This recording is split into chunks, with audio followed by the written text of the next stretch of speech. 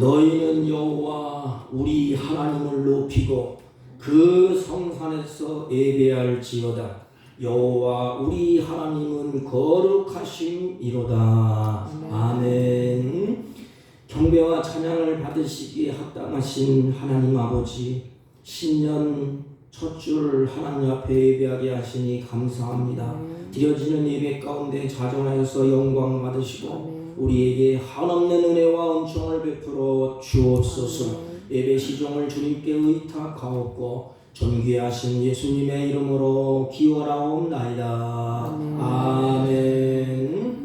다 같이 일어서셔서 28장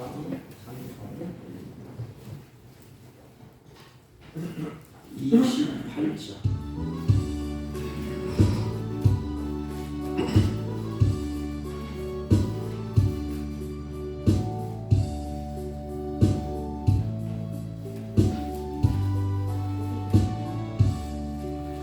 고객은 담임하사 찬송하게 하소서. 한량없이 자비하심 증명할 게 없도다. 천사들의 찬송가를 내게 가르치소서.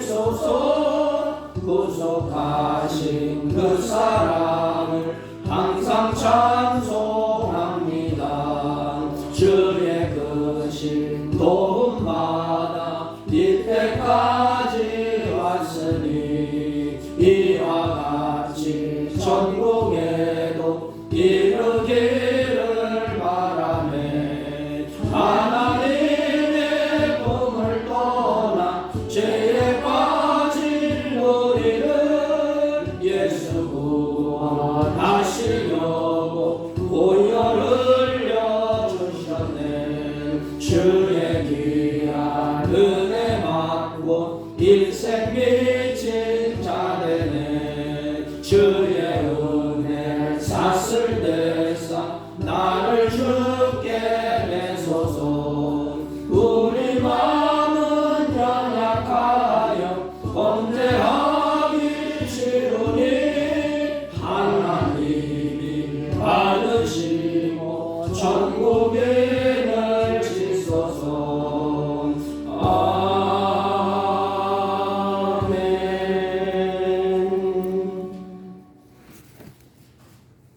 교동문 찬송가 맨 뒤에 94번 새해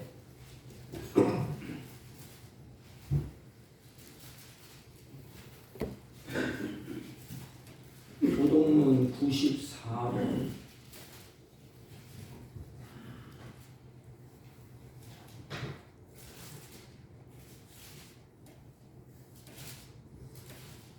찬송하리로다. 하나님 곧 우리 주 예수 그리스도의 아버지께서 그리스도 안에서 하늘에 속한 모든 신령한 복을 우리에게 주시되 곧 창세전에 그리스도 안에서 우리를 택하사 우리를 사랑 안에서 그 앞에 거룩하고 흠이 없게 하시려고 그 기쁘신 뜻대로 우리를 예정하사 예수 그리스도로 말미암아 자기의 아들들이 되게 하셨으니 이는 그가 사랑하시는 자 안에서 우리에게 거저 주시는 바 그의 은혜의 영광을 찬송하게 하려는 것이라. 우리는 그리스도 안에서 그의 은혜의 풍성함을 따라 그의 피로 말미암아 속량고 제사함을 받았느니라. 이는 그가 모든 지혜와 총명을 우리에게 넘치게 하사 그의 뜻의 비밀을 우리에게 알리신 것이요. 하늘에 있는 것이나 땅에 있는 것이 다 그리스도 안에서 통일되게 하려 하심이라. 모든 일을 그의 뜻의 결정대로 일하시는 이의 계획을 따라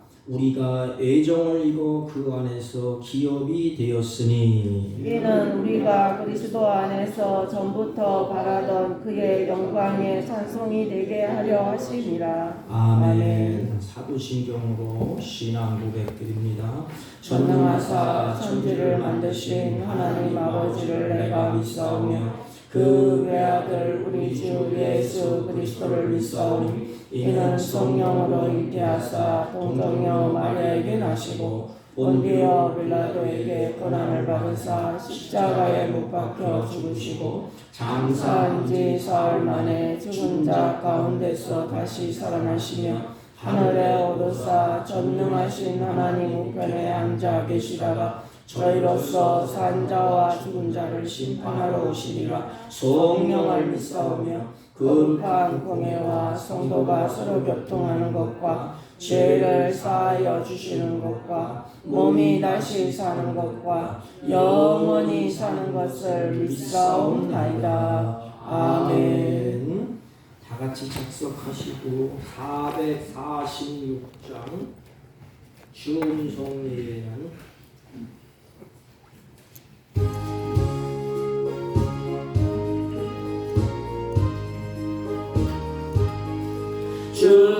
주성 외에는 참 기쁨 없도다. 날 사랑하신 주 늘 계시옵소서. 기쁘고 기쁘도다. 항상 기쁘도다. 나 주께 왔사오니 복 주옵소서. 나 주께 왔으니 복 주시옵소서. 주 함께 계시면 근시험이겠네. 기쁘고 기쁘도다. 항상 기쁘도다. 나 주께 왔사오니 복 주옵소서. 주 떠나가시면 내 생명 헛되네. 기쁘나 슬플 때 늘 계시옵소서. 기쁘고 기쁘도다. 항상 기쁘도다. 나 주께 왔사오니 복 주옵소서. 그 귀한 언약을 이루어 주시고 주 명령 따를 때 늘 계시옵소서. 기쁘고 기쁘도다. 항상 기쁘도다. 나 주께 왔사오니 복 주옵소서.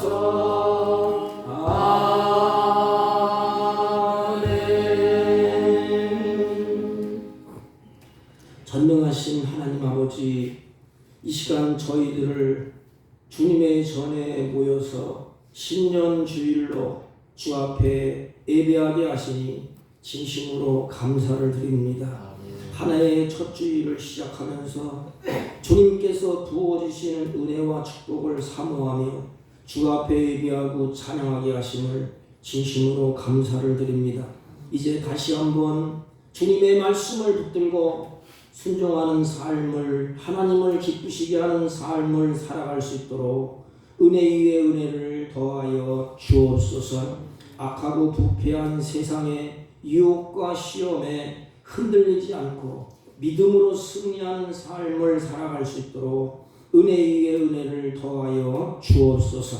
특별히 온 사랑하는 성도들이 올 한 해도 회복을 넘어 부흥을 체험하는 복된 한 해가 될 수 있도록 하나님의 성령으로 충만케 하시고 우리의 걸음을 주장하시고 인도하여 주옵소서. 주님이 주시는 풍성한 삶을 누리며 살아갈 수 있도록 주의 성령께서 우리의 삶을 이끌어 주옵소서. 특별히 나라와 민족을 위해서 기도합니다. 경제적 위기와 사회적 갈등으로 인해서 많은 어려움을 겪고 있사오니 주여 이러한 어려움을 극복할 수 있도록 지혜와 용기를 더하여 주옵시고 믿는 우리들에게는 하나님을 쫓아서 믿음으로 하나님 기도하며 믿음으로 하나님을 찾고 돌아오는 복된 우리 조국이 될 수 있도록 은혜와 은총을 더하여 주옵소서. 특별히 몸된 교회가 주님의 몸된 지체로서 맡은 바 사명을 충성스럽게 감당해낼 수 있도록 온 성도에게 성령을 충만케 하여 주옵시고 성도들이 주님의 사랑과 진리를 전파하며 어두운 곳에 빛을 비추는 소금과 등대 역할을 감당할 수 있도록 은혜를 베풀어 주옵시고 성령으로 충만하여 하나님께서 주시는 은혜의 사역을 감당해낼 수 있도록 주의 성령이 충만케 하시고 역사하여 주옵소서. 하나님, 안타까운 일은 병고에 지쳐서 하나님 힘들어하는 주의 자녀들이 있습니다. 하나님 위로하여 주시고 치유하여 주시고 회복의 기쁨으로 하나님 일어설 수 있도록 은혜를 베풀어 주옵소서.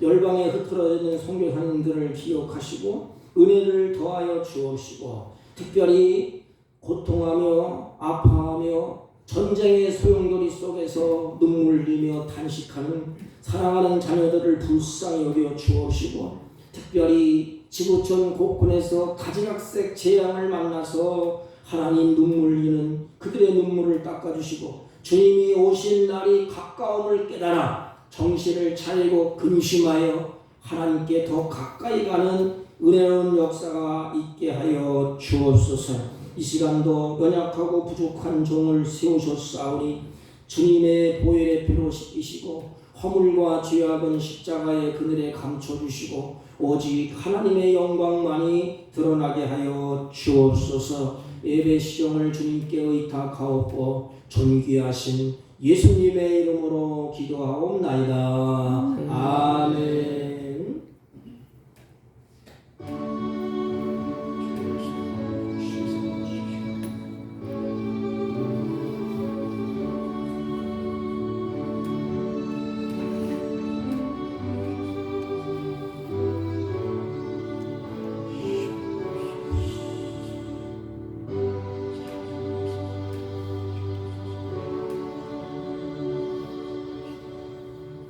하나님의 말씀 느헤미야 8장 1절부터 12절까지 봐야 되는데 9절부터 봅니다. 737페이지쯤 됩니다. 구약성경 9절로 12절 대독해 올립니다.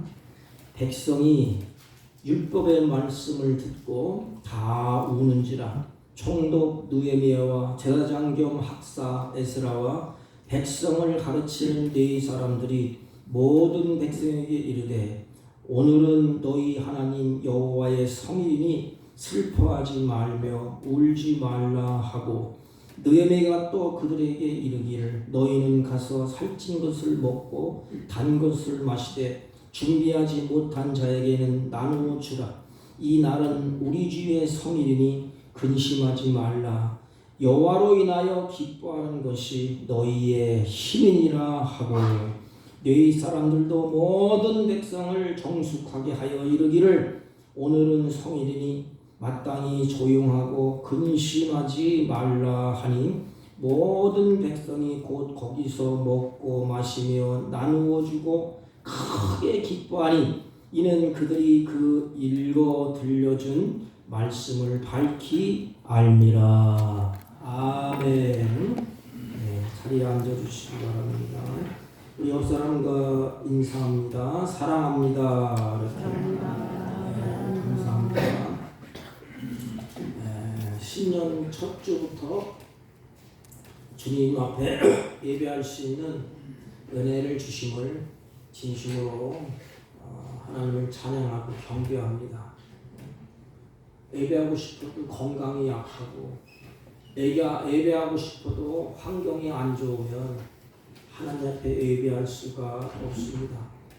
그런데 신년 첫 주부터 하나님께 예배할 수 있도록 우리의 마음과 생각을 주장하시고 건강을 주시고 은혜를 주신 하나님, 첫 주를 여러분들이 하셨기 때문에 마지막 주까지 하나님의 은혜 가운데 예배가 성공하시기를 주님의 이름으로 부탁을 드립니다. 2024년에는 우리 모두가 그 어느 때보다 신앙생활을 좀 잘해서 온 교우들이 이제 가정도 직장도 교회도 회복을 넘어서 부흥의 역사를 체험하는 좀 하나가 되기를 주님의 이름으로 축복합니다. 성경을 보면 하나님은 복의 근원이라고 성경은 말씀을 하셨습니다. 그러므로 인간의 모든 삶은 바로 하나님과의 올바른 관계를 맺을 때, 하나님과의 꺼리낌이 없을 때, 하나님과의 올곧은 그런 길을 걸을 때, 거기에 하나님의 영광과 하나님의 복이 그곳에 임하는 것을 성경은 증명합니다. 근데 하나님께서 선지자를 통하여서 이스라엘 백성들에게 계속해서 끊임없이 말씀하시는 것이 뭘까요? 이스라엘 백성들에게 쉬지 아니하고 끊임없이 주님이 말씀을 하십니다. 그게 뭘까? 하나님은 우상을 다 버리고 하나님께 돌아오라. 그리고 하나님만 섬기라는 것입니다. 너희들은 내 백성이기 때문에 하나님만 섬기라. 그렇지 아니하면 하나님이 너희들을 심판을 하시겠다. 그런데 안타깝게도 이스라엘 백성들은 유일하신 참 하나님 여호와를 배신하고, 얼마나 끔찍해요. 하나님께 등을 돌리고 여호와를 배신하고 누구를 섬기지요? 우상을 쫓아가고 우상을 섬기게 됩니다. 그러므로 하나님의 마음이 찢어지고 아픈데 그들을 훈련시키고 연단시키기 위해서 징계의 채찍을 하나님이 드십니다. 그래서 이스라엘 백성들을 바벨론의 포로로 끌려가게 만들었어요. 포로를 끌려가서 70년 세월 동안 그들의 시간은 고통의 시간이에요. 자유도 없고 노예처럼 고통의 세월을 보내게 됩니다. 그리고 하나님의 은혜로 이스라엘 백성들이 하나님의 약속의 땅인 가나안 땅으로 이제 돌아오게 됩니다. 이스라엘 백성들이 이제는 파괴되었던 예루살렘 성벽을 완벽하게 재건을 하게 됩니다. 무너졌던 성전을 1차 때 재건을 하고 또 무너졌던 성벽 다 이제 재건을 하게 됩니다. 여러분, 성전을 재건하는, 그리고 외적으로 겉으로 보기에는 성전이 아름답게 다 재건되어 있고 성전의 성벽도 다 재건되어 있습니다. 그런데 이스라엘 백성들은 한 가지가 분명했어요. 아름답게 성전을 지었고 성벽도 다 아름답게 건축을 했는데 문제가 있습니다. 그 성벽, 그 성전이 자기를 지켜주지 못한다는 것을 경험을 통해서 알게 되었어요. 그들이 화려한 성전을 짓고 그곳에서 하나님을 예배하고 찬양하고 경배하고 화려한 성전 안에서 그들이 그런 생활을 했지만 그들의 마음은 하나님을 떠났어요. 그들의 생각은 하나님을 떠났습니다.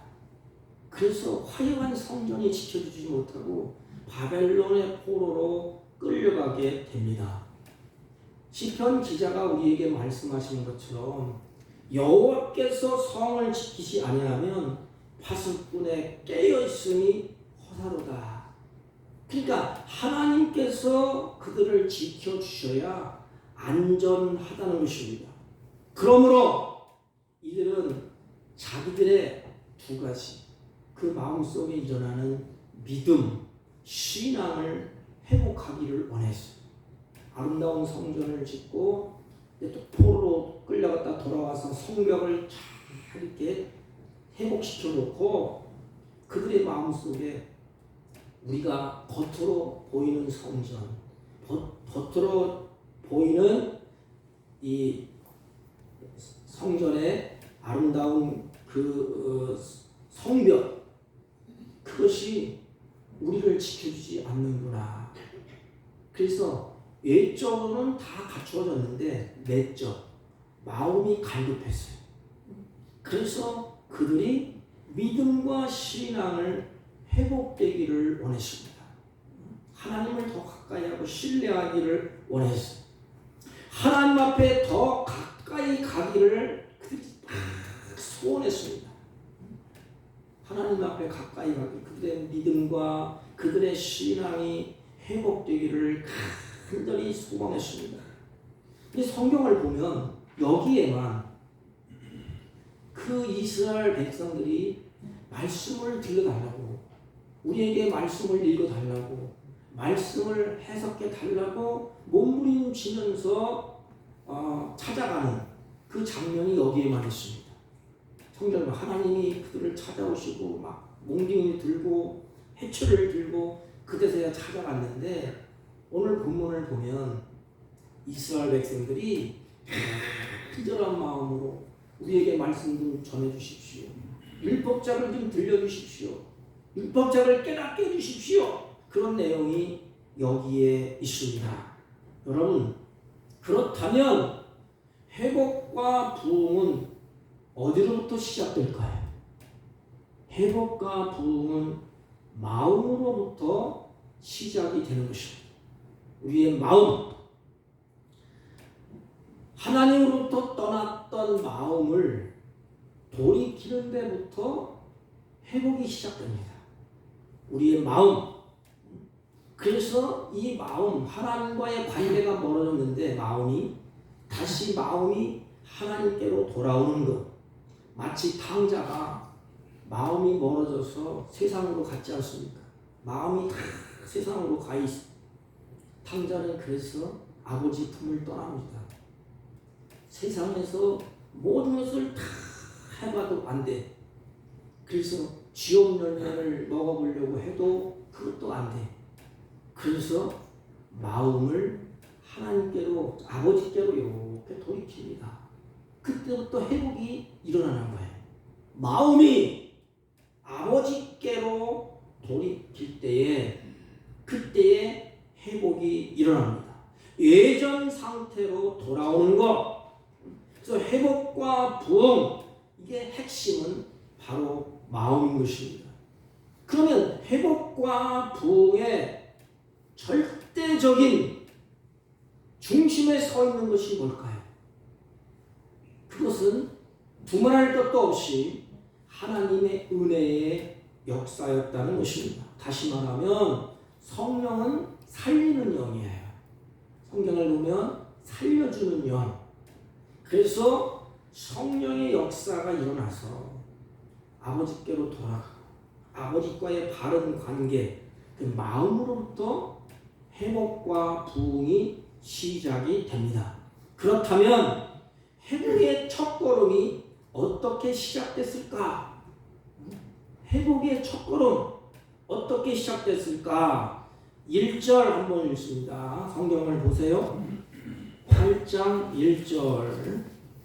자, 시작. 이스라엘 자손이 자기들의 성읍에 거주하였더니 7째 달에 이르러 모든 백성이 일제히 수문 앞 광장에 모여 학사 에스라에게 여호와께서 이스라엘에게 명하신 모세의 율법책을 가져오기를 청하네. 네, 여기 보면 새해 첫 달에 이스라엘 민족은 이제 7월 달이에요. 7월 2일. 이날 새해 첫 달. 그래서 새해를 지킵니다. 새해 첫 달에 어떻게 시작했느냐? 회복의 첫 단추는 바로 수문 앞 광장에 모였다 그랬습니다. 수문 앞 광장에 모였다. 그러니까 이스라엘 백성이 수문앞 광장에 이제 모이게 됩니다. 이게 바로 은혜의 자리에 함께 모이는 거예요. 우리 민족도 평양 대부흥회를 일으킬 때에 1907년도에 평양 대부흥회를 일어났잖아요. 그때에 수많은 백성들이 심지어는 목포에서 보침을 싸들머지고 부흥회를 평양으로 참석하기 위해서 모였다고 합니다. 근데 은혜의 자리에 다 모였습니다. 이 바벨론 포로에서 돌아온 백성들은 느헤미야의 권면으로 수문장 앞 광장에 약 3만 명 이상이 모였다고 기록하고 있습니다. 이게 뭐가 생각나지요? 오순절 마가의 다락방에 성령의 불이 임할 때에 120명의 성도가 함께 모여 있었습니다. 함께 모여서 약속하신 성령을 기다리면서 간절히 기도할 때에 거기에 성령의 역사가 일어나게 됩니다.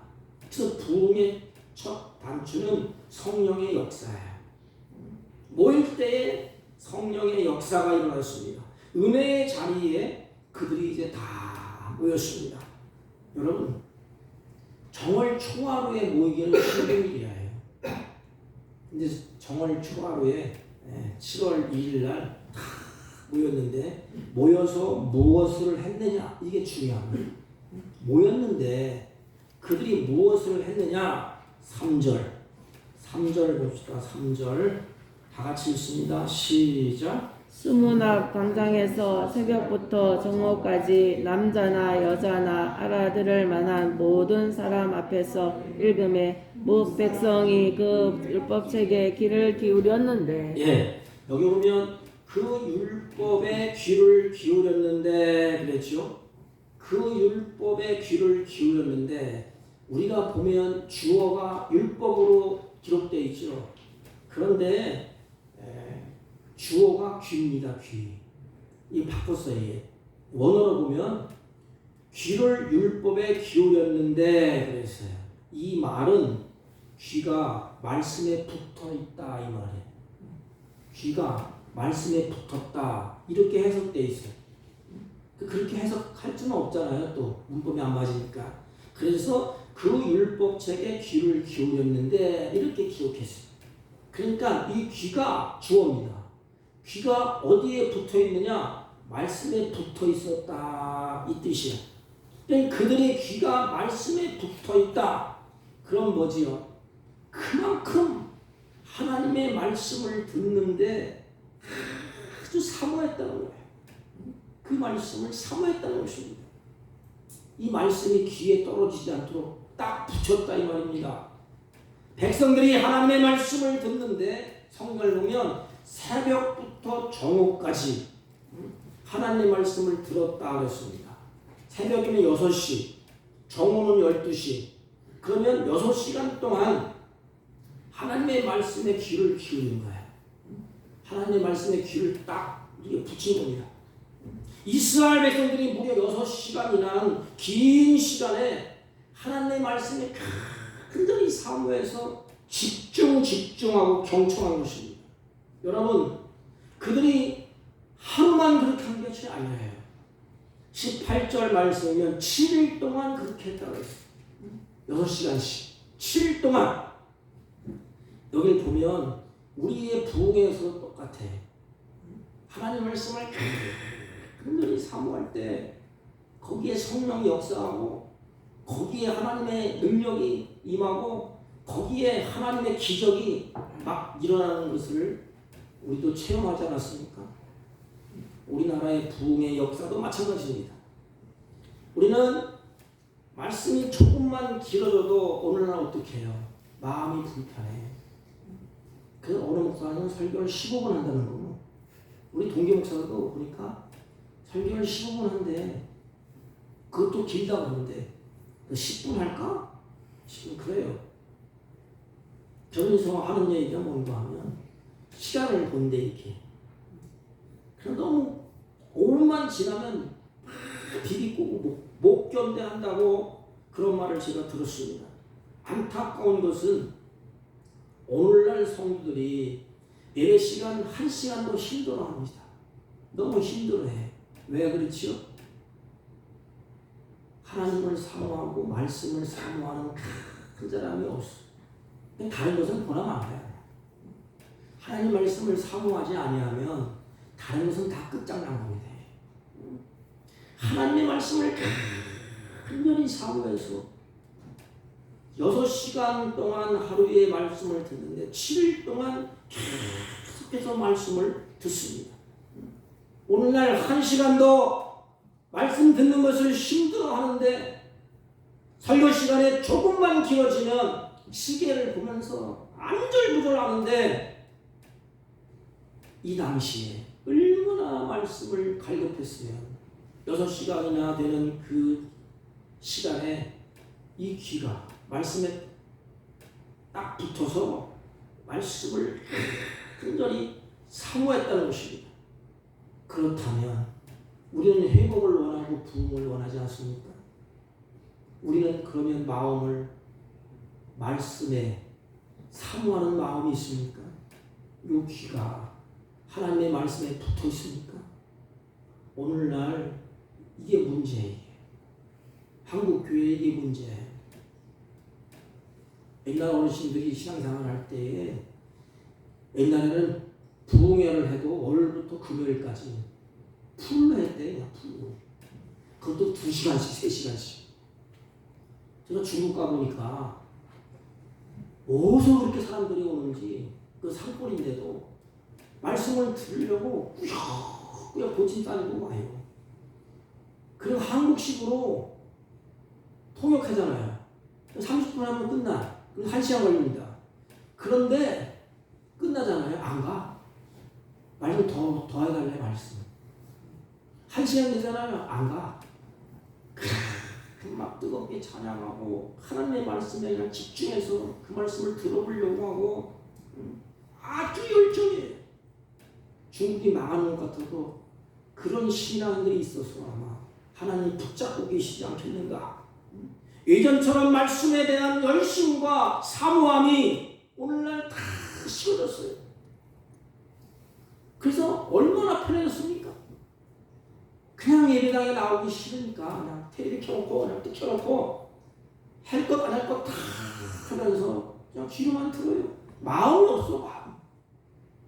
하나님의 말씀을 간절히 사모하는 이 마음이 일어날 때에 회복도 있고 거기에 부흥이 있다는 것입니다. 부흥은 하나님의 말씀에 대한 갈증으로부터 시작됩니다. 다윗이 하나님의 말씀을 얼마나 사모했는지 주께서 주의 계명을 사모함으로 입이 열고 헐떡헐떡했다고 했어요. 기갈을 만나서 기갈을 있어서 입이 말라서 헐떡헐떡 물을 찾는 것처럼 다윗이 그렇게 하나님의 말씀을 사모했다는 것입니다. 오늘날 보면 한국도 우리 교회도 하나님의 세운 교회도 다 부흥을 사모해요. 회복하기를 원합니다. 그런데 문제는 말씀을 사모하는 마음이 없어요. 여러분 어떻습니까? 연초에 내 마음을 진단해 보세요. 내 마음에 진정으로 이 말씀을 사모하는 마음이 있습니까? 어느 목사님은 아침에 새벽기도 나오면서 말씀을 읽고 눈물 흘리면서 가슴에 품고 찬양했대. 말씀을 주신 것 감사합니다. 눈을 떠서 읽게 하시니 감사하고 귀를 열어서 듣게 하시니 감사하고 손을 들어서 그 말씀을 기록하게 하시니 감사하다. 여러분 보세요. 간절히 말씀을 사모하는데 말씀을 대하는 태도가 달랐어요. 말씀을 대하는 태도. 5절 제가 봅니다. 에스라가 모든 백성 위에 서서 그들을 목전에서 책을 펴니 책을 펼 때에 모든 백성이 일어나니라. 누가 시킨 것도 아니에요. 율법책을 딱 펴니 에스라가 모든 그 모임 백성들이 다 일어났다 그랬습니다. 일어났다는 것은 말씀에 대한 경외심을 이야기하는 것입니다. 말씀에 대한 권위, 그 말씀에 대한 존중. 우리 교회도 이 말씀을 우리가 보면서 말씀을 읽을 때 다 이러시잖아요. 원칙으로는 말씀을 들을 때 일어서서 들어야 돼요. 말씀을 들을 때 다 일어서서 하나님의 권위와 하나님을 존중히 여기는 그 태도, 그리고 백성들이 손을 들고 아멘으로 화답합니다. 이게 히브리 문화야. 히브리 문화는 말씀을 때 다 이렇습니다. 그 랍비들은 앉아서 강론을 합니다. 앉아서. 예수님이 앉아서 강론하셨잖아요. 백성들은 다 일어나. 찬송할 때도 그런 손을 들고 찬송을 합니다. 왜냐하면 물론 내면으로 그렇게 하면 되지. 그런데 이들은 몸으로 일어서서 그거를 보이는 거예요. 다 일어서서 찬송을 할 때는 다 손을 들고, 말씀을 들을 때 이들이 어떻게 했습니까? 백성들이 손을 들고 아멘 아멘으로 응답하고 몸을 굽혀 얼굴을 땅에 대고 여호와께 경배하니라. 백성들이 손을 들고 아멘 아멘 화답합니다. 입술의 고백. 아멘이 뭐예요? 들려드리는 그 말씀, 나도 그렇게 믿습니다. 나도 공감합니다. 하나님의 말씀은 다 옳습니다. 진리입니다. 내가 받아들입니다. 이런 뜻이에요. 그렇다면 믿음이 뭘까? 믿음은 말씀이 그렇게 될 줄 알고 행동하는 것입니다. 믿습니다. 할렐루야 끝난 것이 아니에요. 믿음은 반드시 행동이 따라와요. 그 야고보서가 증명하는 거예요. 이게 믿음이 행함이 없는 믿음은 죽은 믿음이라고 했잖아요. 믿음이 있으면 삶이 변하게 되어 있고, 믿음이 있으면 천국을 바라보면서 소망 가운데 살게 되어 있습니다. 믿음이 있으면 우리의 환경이 어떻든지 간에 이기고 나갑니다. 풍랑이 일어도 믿음이 있으면 풍랑을 극복하면서 노를 저어서 갑니다. 믿음은 바로 말씀이 그대로 될 줄로 믿고 행동하는 것이 믿음이에요. 이 백성들이 하나님의 말씀을 더 사모해서 귀가 말씀에 붙들어, 그리고 말씀을 전하니까 다 일어서서 손을 들고 아멘 하면 뭐지요? 그 말씀대로 우리가 살겠습니다. 그 말씀대로 내가 행동을 하겠습니다. 그 기본의 마음이 뭐냐? 하나님을 존중히 여기고 그 말씀을 사모하기 때문에 이런 일이 일어나는 거예요. 여러분, 사무엘상 2장 30절 보면 우리에게 뭐라고 말씀하시죠? 나를 존중히 여긴 자는 내가 너희들을 존중히 여기고 나를 멸시하는 자에게는 내가 경멸하리라. 그러니까 하나님 보실 때 하나님을 존중히 여기고 그 하나님의 권위를 높여드리고 그 하나님을 경외하는 그 마음이 그들에게 있었어요. 하나님은 그것을 보신 거예요. 이렇게 정말 손을 들고 아멘하고 하나님의 말씀을 때 다 일어서. 여러분, 그렇다면 우리들은 입술로 하나님을 사랑한다고 고백합니다. 하나님을 경외하면서 오늘날 말씀을 무시하지 않습니까? 말씀을 무시하는 것은 인격을 무시하는 거예요. 그리고 무시해놓고 자기 마음대로 살아가지 않습니까? 좋은 것은 자기가 취하고 나쁜 것은 어렵고 힘들면 하나님을 욕하고 하나님이 어디냐고 삿대질하고 하나님의 말씀을 경멸히 여기고 어떻게 하나님을 존중히 여기지 않는 그 삶에 하나님의 은혜가 임하고 회복이 임하고 부흥이 일어나겠습니까? 기본은 뭐냐? 하나님을 존중히 여기는 것입니다. 부모를 귀히 여기는 분들은 부모의 말씀을 청종합니다. 마찬가지로 하나님을 존중히 여기고 귀히 여기는 분들은 하나님의 말씀을 사랑하고 그 말씀을 경외하게 되어 있습니다. 그렇다면 여러분들을 진단을 해보십시오. 내 마음속에 정말로 그 무엇보다 하나님을 더 존중히 여깁니까? 더 사랑합니까? 내 마음이 어디에 가 있습니까?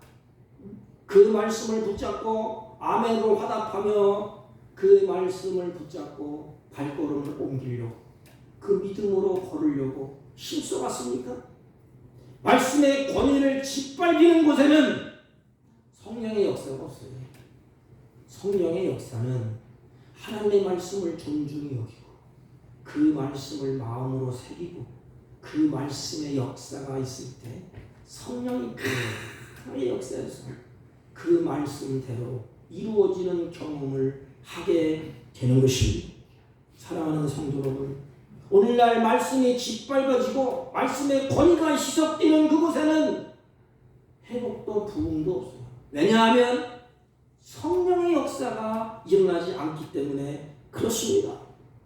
기본이 뭐냐? 기본 바로 하나님 앞에 은혜의 자리에 모여서 하나님을 존중히 여기고 마음으로부터 하나님을 권위를 인정하고 하나님을 경외하는 것입니다. 이렇게 말씀을 듣고 나서 이들이 어떻게 되었느냐? 울었다 그랬어요. 첫째는 하나님 앞에 숨은 광장 앞에 다 모였습니다. 그래서 하나님의 말씀을 다 사모하는 것입니다. 그리고 말씀을 딱 보니까 다 일어섰어. 그러니까 하나님이 그 모습을 보지 않겠습니까? 그들의 마음 그리고 그 하나님의 말씀을 존중히 여기고 그 말씀을 귀중히 여기고 하나님을 경외하는 그 마음. 그래서 말씀이 다 귀를 붙여서 말씀을 들을 때에 그들이 마음속에 하나님의 역사가 왜 일어나지 않겠어요? 하나님의 말씀을 듣고 그들이 울었다 그랬습니다. 백성이 율법의 말씀을 듣고 다 우는지라 그랬습니다. 이게 무슨 뜻인지 알겠어요? 말씀을 듣고 울었다 그랬습니다. 이건 뭐냐면 하나님의 말씀이 그들 마음에 들어왔다는 거예요. 이 말이 울었다 이 뜻이 뭐냐면 말씀을 듣고 울었다. 이게 깊이 있는 말씀이에요. 하나님의 말씀이 그들의 마음에 들어왔다는 것입니다. 하나님의 말씀이 바깥에 있으면 아무런 변화가 없어요. 오늘날 문제가 뭐지요? 하나님 말씀이 바깥에만 있어요. 이렇게 TV를 키면 막 나오지요. 그냥 유튜브를 틀면 그냥 막 나오지요. 막 어마어마하게 말씀이 쏟아져요. 문제가 뭐예요? 깊이 고민해 보십시오. 그 말씀이 마음에 들어옵니까? 오늘 울었다. 하나님의 말씀을 듣고 울었다. 이 말은 그들의 마음속에 말씀이 들어왔다는 것입니다. 바깥에서 맴도는 것이 아니고 말씀이 그들의 심령에 쏙 들어오니까 뭐가 났어요? 말씀이 움직여. 그 눈물을 흘리는 겁니다. 하나님의 말씀이 살아서 움직이기 때문에 그래요. 히브리서 4장에 보면 13절에 증명합니다.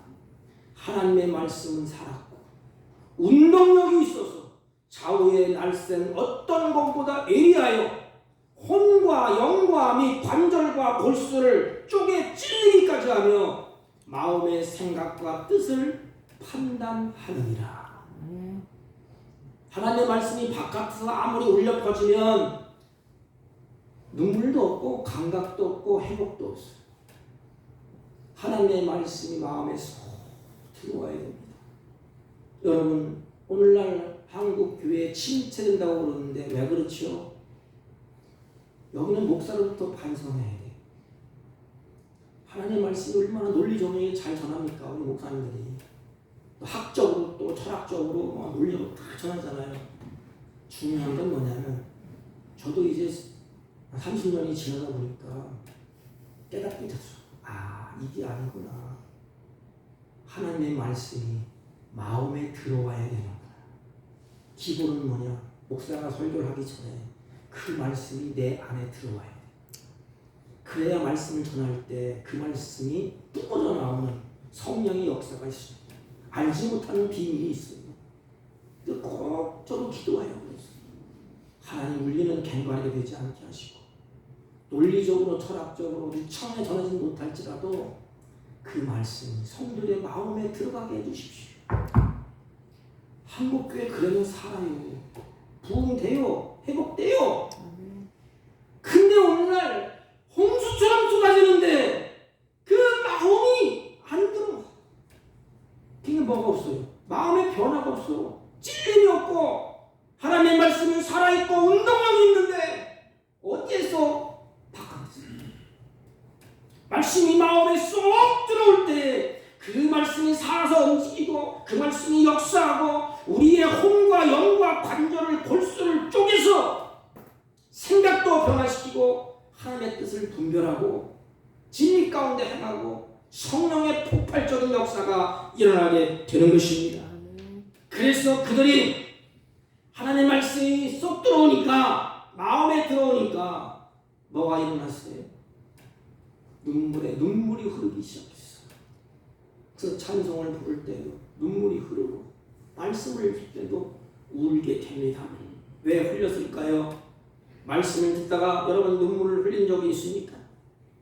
하나님의 말씀이 그들의 마음에 들어와서 심령에 쏙 들어오니까 과거가 주마등처럼 싹 스쳐가는 거야. 아, 다 내 잘못이었네.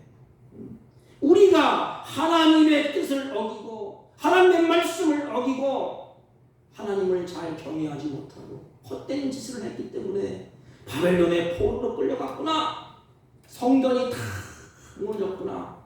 아, 하나님의 말씀대로 다 됐네. 그걸 깨닫는 거야. 오늘도 마찬가지입니다. 하나님 말씀이 들어올 때 시대의 변천사를 보면서 아, 하나님의 말씀으로 되어지는구나. 정신을 차려야지. 깨어 있어야지. 이런 반응이 어떻게 일어나요? 말씀이 내 속에 들어올 때, 속에 쏙 들어올 때 눈물이 흐르는 거야. 아, 나의 죄, 우리의 죄로 말미암아 우리 손으로 지은 성벽이 무너졌구나. 성전이 다 무너졌구나. 그들은 자신의 죄로 인해서 하나님의 백성이 이방의 포로로 끌려간 것을 애통하면서 울게 됩니다. 가슴을 찢어가면서 말씀이 들어오니까 다 내 잘못이네. 내가 우리 조국이 이렇게 된 것, 포로로 끌려가게 된 것, 성전이 무너지게 된 것, 다 우리의 잘못이었구나. 그래서 이들이 눈물을 흘리는 것입니다. 성전을 재건할 때도 이방인들이 두려워서 적당히 타협하면서 그들이 끌고 가지나 끌려가지 않습니까? 그걸 해석하면서 아, 바로 이런 것이었구나. 그러므로 우리가 고통의 세월을 보냈구나. 그들은 말씀 앞에 자신들의 죄로 인해서 울지 않을 수가 없게 되는 것입니다. 그들은 하나님의 말씀을 듣고 자신들의 죄로 인해서 애통의 눈물을 흘리게 됩니다. 왜 그렇지요? 느헤미야가 에스라가 율법을 낭독할 때, 들 때 그 말씀이 뇌 아래 쳐서 흩어진 것이 아니고 그들의 마음 속에 쏙 들어왔어. 그래서 눈물을 흘려가면서 회개하면서 울기 시작합니다. 이게 부흥의 첫걸음이야.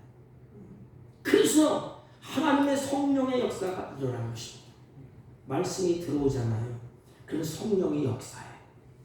말씀대로 움직입니다. 이게. 그래서 잘못된 것은 치유하시고 무디어진 마음을 갈아 뒤집어 하나님을 떠났던 것 다시 기쁨이 회복되고 찬양이 회복되고 감사가 회복되고. 제가 오늘 아침에 뉴스를 듣다 보니까 서울의 무슨 대형교회 목사님이 그런 말씀을 합니다. 2024년에는 감사가 2024번 있기를 축복합니다. 그렇게 말씀하시더라고요. 하루에 6번, 뭐 어떻게 하면 2024년 감사가 된다고 그렇게 얘기를 하시더라고요. 그러나 중요한 것은 감사는 절로 되는 게 아니에요. 말씀이 내 안에 들어오고 그 말씀에 성령이 역사해야 돼요. 그 말씀이 그대로 이룰 걸 믿고 바라보고 소망이 있고 비전이 있고 꿈을 주고 그래서 그 말씀 가운데 엎드리는 거예요. 오늘 성경에 그렇지 않습니까? 엎드려 울었다 그랬습니다. 더 이상 하나님이 없으면 안 됩니다.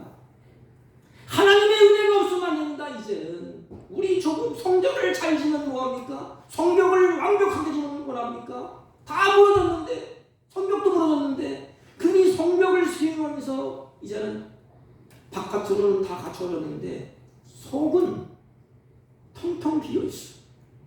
회복이 뭐예요? 기본이 바로 모이는 것이고 말씀이 마음밭에 들어오는 것이고 말씀의 부흥의 역사가 일어나는 것입니다. 사도행전 2장에 봐도 마찬가지. 베드로가 설교를 할 때 예수님이 십자가에 죽으시고 뭐 다 평이한 얘기 아닙니까? 하도 들은 얘기 아닙니까? 그런데 그들이 베드로의 말을 듣고 마음으로부터 찔렸다 그랬어요. 찔렸다. 마음에 들어와서 마음을 뒤갈아엎은 것입니다. 그때 그들이 뭐라 그러죠? 형제들아, 우리가 어찌하면 좋느냐? 우리가 십자가에 예수님을 못 박은 장본인이 아니냐? 그때 베드로가 너희가 회개하여 각각 예수 그리스도의 이름으로 세례를 받고 죄사함을 받으라. 그리하면 성령의 선물을 받으리라. 그러므로 부흥은 말씀의 부흥, 성령의 역사로 이루어지는 것입니다. 사랑하는 성도 여러분, 12절 끝부분에 보면 이렇게 기록했습니다. 모든 백성이 곧 가서 먹고 마시며 나누어주고 크게 즐거워하였으니 이는 그들이 읽어 들려준 말씀을 밝히 뭐라? 알미라. 이것은 뭐냐면 초대교회 역사가 일어난 거예요.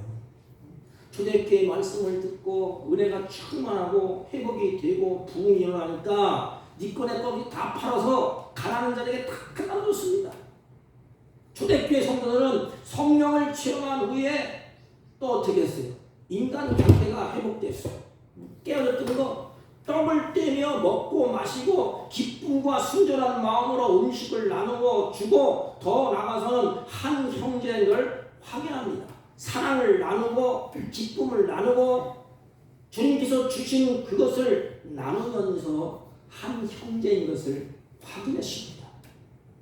이것이 바로 초대교회의 부흥의 역사예요. 오늘 느헤미야가 개혁의 역사가 이렇게 일어난 것입니다. 말씀을 정리해 보면 회복과 부흥은 기본이 뭐죠? 성령의 역사입니다. 성령의 역사는 이스라엘 백성들이 간절히 말씀을 사모하는 것부터 시작됐어요. 여러분 올 한 해 말씀을 좀 일독 좀 하세요. 말씀을 간절히 사모하는데 거기에다가 느헤미야가 에스라가 말씀을 딱 전하니까 말씀이 귀에 붙었어요. 말씀이 딱. 그리고 나서 말씀이 그들의 마음에 들어오기 시작합니다. 쏙 들어왔어요. 그리고 그 말씀을 들어보니까 그 말씀이 그들의 마음을 움직이기 시작했어요. 그 회복은 자기 자신으로부터 나로부터 시작되는 겁니다. 부흥도 나로부터 시작되는 거예요. 눈물로 회개하고 하나님의 말씀을 붙잡고 하나님을 존중히 여기고 귀하게 여기고 그리고 그들의 삶의 모양이 바뀌게 됩니다. 손에 움켜쥐고 내꺼 하고 싸우고 지지고 뽑고 더 얻으려고 막 몸부림쳤는데 이제는 모든 백성이 먹고 마시며 나누어주고 크게 즐거워하더라. 이게 회복되고 부흥된다. 즐거움이 있고 기쁨이 있고 나눔이 있었어. 우리 크리스찬들은 자꾸 빼앗으려고 그러면 다 나가요. 하나님께서 우리에게 잔뜩 태워주면 나누어 줘야 돼. 은혜도 나누어 주고 물질도 나누어 주고 기쁨도 나누어 주고 나누어 줄 때 성령의 역사가 그곳에 일어나게 됩니다. 이것이 바로 회복과 부흥으로 가는 길인 것입니다. 사랑하는 성도 여러분, 올 한 해 은혜의 자리에 주님을 사모하는 마음으로 열심히 예배의 자리에 참석하시기를 바랍니다. 그리고 두 번째는 하나님의 말씀을 좀 사모하십시오. 그리고 헛된 데 울려 퍼지는 것이 아니고 그 말씀이 이 귀가 말씀에게 붙어 있습니다. 말씀이 내 마음에 들어와야 됩니다. 그리고 그 말씀을 붙잡고 깨닫고 회개하고 성령의 역사를 따라서 믿음으로 행동에 옮길 때 거기에는 폭발적인 부흥의 역사가 일어나게 됩니다.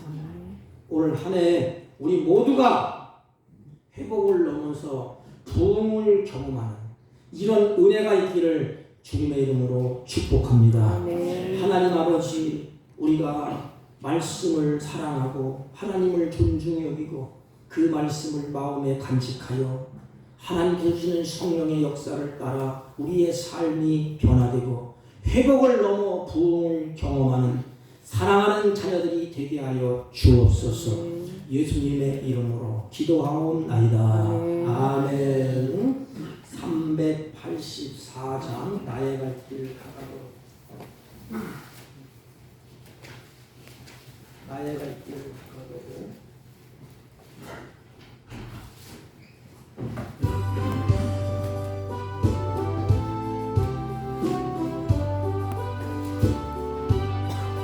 나의 갈 길 다가도록 예수 인도하시니 내 주 안에 있는 공열 어찌 의심하리요. 믿음으로 사는 자는 하늘 위로 받겠네. 무슨 일을 만나든지 만사 형통하리라. 무슨 일을 만나든지 만사 형통하리라. 나의 갈 길 다가도록 예수 인도하시니 어려운 일 당할 때도 족하는 애 주시네. 나는 심히 못하다고 영원 매우 가난하. 나의 앞에 반석에서 샘을 나게 하시네. 나의 앞에 반석에서 샘을 나게 하시네. 나의 갈 길 다가도록 예수 인도하시니 그의 사랑 어찌 큰지 말로 알 수 없도다. 성령 감화 받은 영혼 하늘 날아갈 때에 영영 부를 나의 찬송 예수 인도하셨네. 영영 부를 나의 찬송 예수 인도하셨네.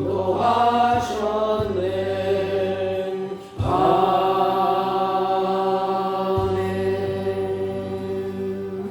전능하신 하나님, 주의 잔들이 새해 첫 주 신년 감사 예배를 드리고 마음과 뜻과 정성을 담아서 귀한 예물을 하나님께 올립니다. 주의 사랑하지 한 해를 살아갈 동안에 하나님의 인도하심과 보호하심과 하늘문을 넓게 하시고 풍성한 은혜와 은총을 베풀어 주셔서 남은 생에 하나님을 영화롭게 하는 복된 생애로 살아갈 수 있도록 가지각색의 은사로 은혜로 충만케 하여 주옵소서. 이들이 범사에 감사가 있게 하시고 이들의 손길을 부지런히 놓을 적마다 하나님께서 주시는 아름다운 선한 결실을 거두며 기쁨으로 감사하는 삶을 살아갈 수 있도록 성령께서 역사하시고 주장하여 주옵소서. 하나님, 이 물질이 쓰여지는 곳곳마다 하나님의 영광이 가득하게 하시고 하나님의 선한 역사가 충만케 하여 주옵소서. 아버지, 나오지 못한 손길도 같은 해로 복되게 하옵시고 믿음이 연약한 손길도 하나님께서 부유하게 하셔서 믿음을 따라 예배하며 찬양하며 경배할 수 있도록 은혜를 베풀어 주옵소서. 물질에 노예가 되지 않도록 하나님이 은혜를 베푸시고 주의 성령께서 드려진 손길 위에 복되게 역사하시고 충만히 역사하여 주옵소서. 예수님의 이름으로 기도하옵나이다. 아멘. 예, 광고는 주보를 참조해 주시기 바랍니다. 1월달 헌금 안내위원은 우리 전숙자 권사님, 조영래 권사님 수고를 하시겠습니다. 마스크는 자유롭게 착용해 주시기 바랍니다. 2024년 표는 회복을 넘어 부흥으로 기도를 그렇게 하세요. 우리 가정도 회복을 넘어 부흥한 길을 걷게 해달라고, 교회도 자녀들도 1년 기도 제목이 여러분들이 있으시면 헌금함에 넣어주시면 제가 기도할 적마다 기도를 하겠습니다. 올 한 해 성경 1독 이상 하시기 바랍니다. 힘들면 신학 성경 먼저 시작하세요. 그러면 금방 있습니다. 다른 광고 말씀 없으시고요. 네, 남전도에 예배 끝난 후에 총회가 있다고 합니다. 다 남아주시기 바랍니다. 다른 광고 말씀 없으시면 다 같이 일어서서 1장을 하시고 옆 사람과 한번 인사합니다. 회복을 넘어 부흥의 길로 갑시다. 회복을 넘어 부흥의 길로 갑시다. 아멘. 아멘. 1장을 읽고 축도함으로 예배를 합니다.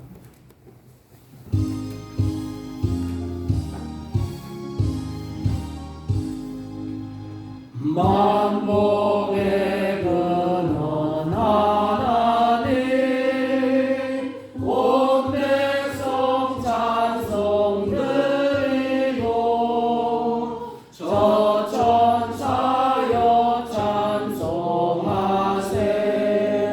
찬송 성부 성자 성령.